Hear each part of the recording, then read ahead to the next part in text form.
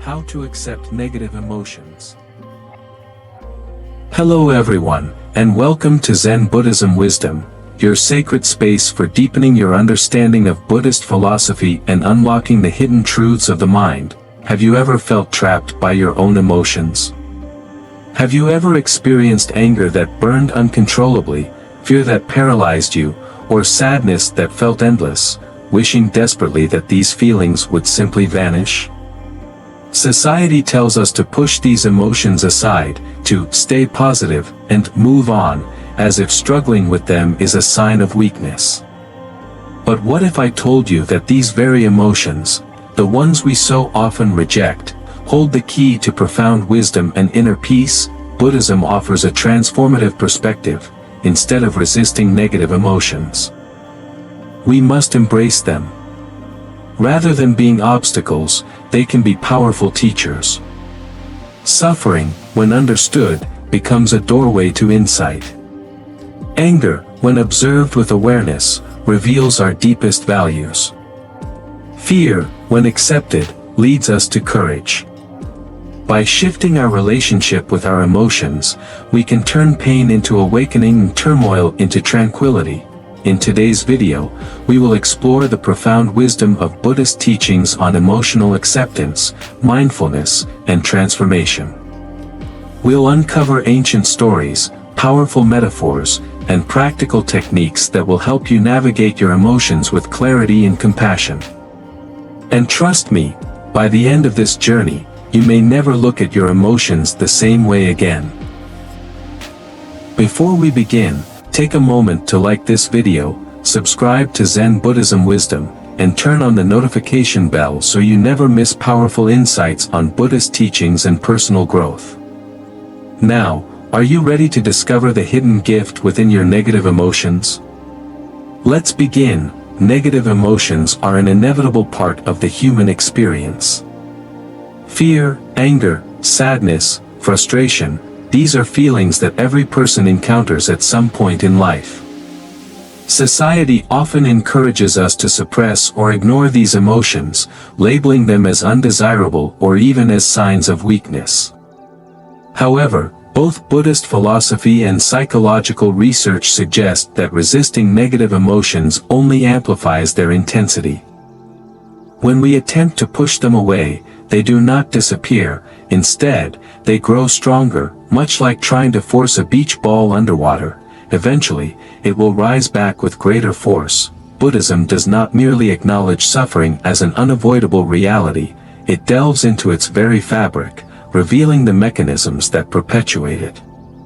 The first noble truth, dukkha, recognizes suffering in all its forms, from the inevitable pains of birth, aging, sickness, and death to the subtler dissatisfaction that arises from fleeting pleasures and unmet desires. The second noble truth, samadhaya, exposes the root cause of this suffering, attachment, tanha, and aversion, dosa. These mental states create an internal battlefield, where we either grasp desperately at fleeting joys or push away uncomfortable emotions, believing that resistance will shield us from pain. However, the Buddha's teachings illustrate a profound paradox. What we resist only grows stronger. Clinging to pleasure only amplifies its impermanence, leading to frustration when it slips through our fingers. Likewise, rejecting pain only fuels its power over us. A powerful analogy used in Buddhist teachings is that of a burning ember. If we grasp it, we burn ourselves. If we attempt to throw it away in anger, we still suffer. The only way to avoid harm is to release our grip entirely. This is why Buddhism places such emphasis on the practice of acceptance. Accepting emotions does not mean becoming passive or indifferent.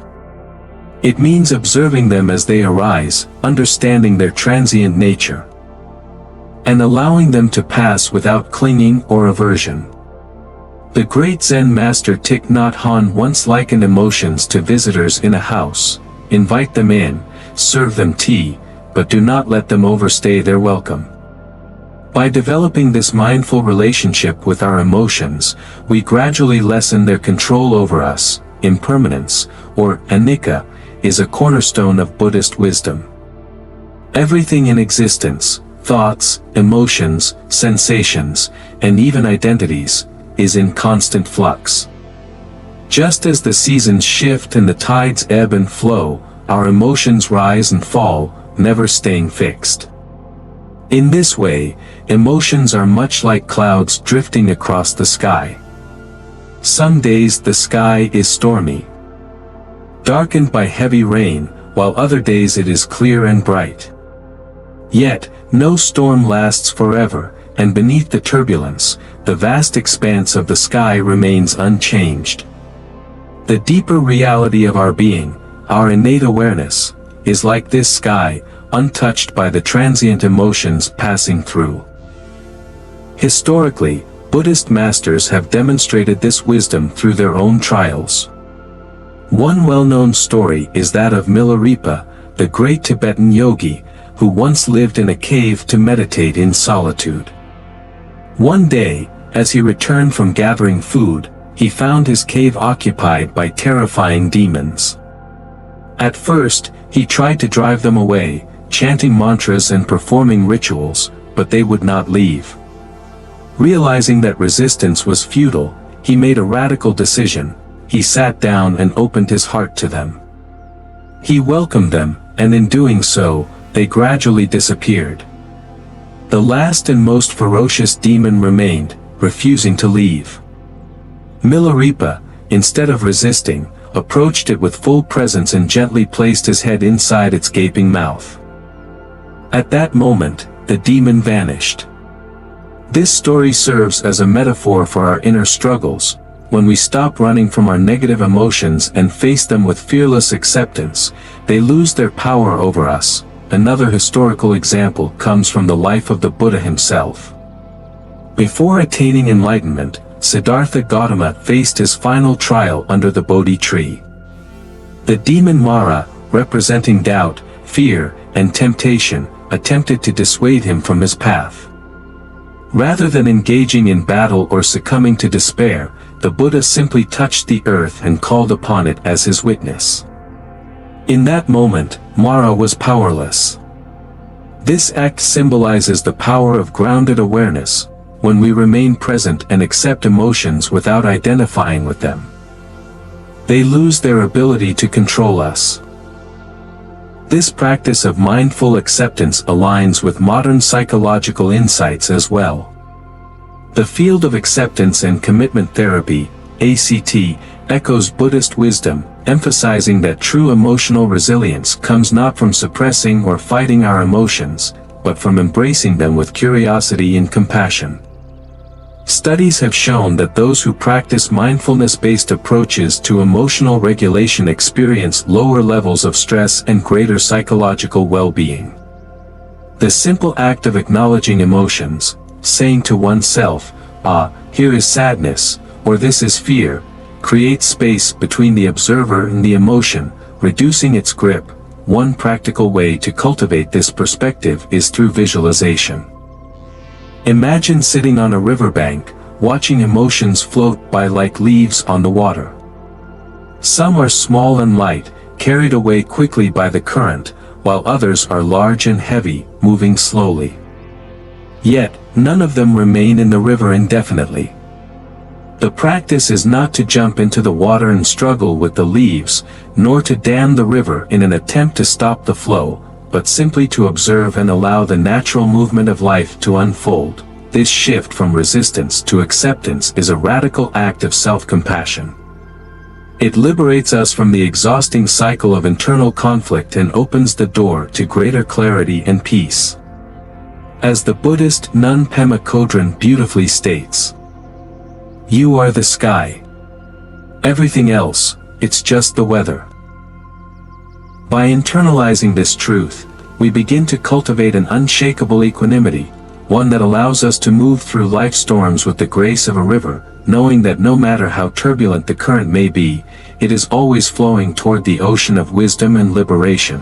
When we accept our emotions with mindfulness, we create space for self-awareness and transformation. Negative emotions are not inherently harmful, they can be powerful teachers. Anger can reveal unmet needs or boundaries that have been violated. Fear can highlight areas where we need to cultivate courage. Sadness can deepen our capacity for empathy and connection with others. Rather than viewing these emotions as obstacles, we can reframe them as opportunities for growth and self-discovery. Consider the lotus flower, a powerful Buddhist symbol of transformation. The lotus grows in muddy water, yet it blooms into a pristine and beautiful flower. Just as the lotus emerges from the mud, we, too, can use our struggles to cultivate wisdom and resilience. Our most painful emotions have the potential to lead us to profound insight and personal growth. To navigate emotions skillfully, Buddhist teachings offer practical tools that can help us cultivate acceptance and resilience. One such tool is mindfulness. By pausing and observing our emotions without judgment, we can create a sense of distance that allows us to respond rather than react impulsively. Labeling our emotions, saying to ourselves, "This is anger," or "This is fear," can help us acknowledge them without becoming overwhelmed. Journaling is another valuable practice. Writing down our thoughts and feelings helps us identify patterns and triggers, providing clarity on the sources of our emotions. This practice aligns with Buddhist self-inquiry, which encourages deep reflection as a means of developing self-awareness. Engaging in self-care activities is also essential for emotional well-being. Walking in nature, practicing yoga, or listening to soothing music can help regulate emotions and cultivate a sense of inner peace. Contrary to common misconceptions, self-care is not selfish, it is an essential practice for maintaining emotional balance and resilience. Meditation, particularly loving-kindness meditation, metta, is a powerful tool for working with negative emotions. By cultivating compassion for ourselves and others, we can soften the intensity of difficult emotions and foster a sense of interconnectedness. When we extend kindness toward ourselves, we begin to view our struggles with greater gentleness and understanding. Reframing our perspective is another transformative approach. Instead of seeing negative emotions as burdens, we can view them as stepping stones to greater wisdom. A career setback, for example, might redirect us toward a more fulfilling path. A difficult relationship might teach us the importance of self-respect and healthy boundaries. As the Buddha said, every experience, no matter how difficult, has within it a seed of awakening. Over time, as we consistently practice these techniques, we build emotional resilience, the ability to navigate life's ups and downs with greater stability and grace. The journey toward emotional well-being is not linear, there will be setbacks and moments of struggle. However, each mindful response to a negative emotion is progress. Ultimately, by embracing our darker emotions instead of resisting them, we move closer to self-discovery and enlightenment. Every person on this path shares the same struggles and the same capacity for healing. When we recognize that we are not alone in our emotional challenges, we cultivate compassion, not only for ourselves but for others as well. By shifting our perspective, practicing mindfulness, and embracing emotional acceptance, we can transform negative emotions from sources of suffering into catalysts for growth. In doing so, we unlock a deeper sense of inner peace and resilience, allowing us to navigate life's uncertainties with greater wisdom and clarity. Today, we've explored the hidden wisdom within negative emotions. We've uncovered how suffering, when embraced with mindfulness, becomes a source of strength. But remember, awareness is only the first step. True transformation comes when we apply this wisdom to our daily lives. If today's insights resonated with you, just wait until you see our next video on the Zen art of letting go or how to silence the overthinking mind. There's so much more to uncover about emotional mastery and spiritual awakening. Your emotions are not your enemy. They are the gateway to self-discovery. So, Here's a challenge for you. Think of one negative emotion that has been holding you back. Instead of fighting it, sit with it. Observe it. What is it trying to teach you? Share your thoughts in the comments below. Your journey may inspire others. If you found this video valuable, don't keep it to yourself. Like, share, and subscribe to Zen Buddhism Wisdom so we can continue walking this path together. Turn on the notification bell so you never miss an opportunity to deepen your practice. Your transformation begins now. Are you ready?